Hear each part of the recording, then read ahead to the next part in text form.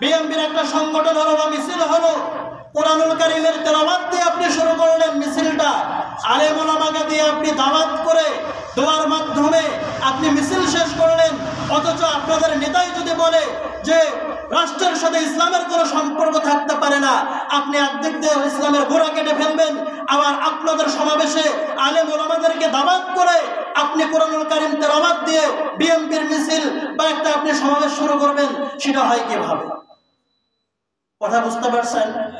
ইসলামের গোড়া কেটে দিচ্ছেন কিসের মাধ্যমে? দেশ রাষ্ট্র কোরআন দিয়ে চলতে পারে না, সংবিধান কোরআন হতে পারে না। আচ্ছা বলেন, যদি সংবিধানে আল কোরআন আসে, লাভ কি হুজুরদের না সকলেরই? সকলের লাভ কিনা? যখন কোরআন দিয়ে বিধান চলবে, যে চুরি করবে সে চুরি থেকে ফিরিয়ে থাকবে, জেনা ব্যভিচার কমিয়ে যাবে, যাকাত শুদ্ধ রূপে বাস্তবিক রূপে যাকাতটা সকলের মাঝে বন্টন হয়ে যাবে। আর যাকাত যখন বন্টন হয়ে যাবে, আমরা গরিব ফকির মিসকিনের খোঁজে পাবো না। ঠিক কিনা বলেন?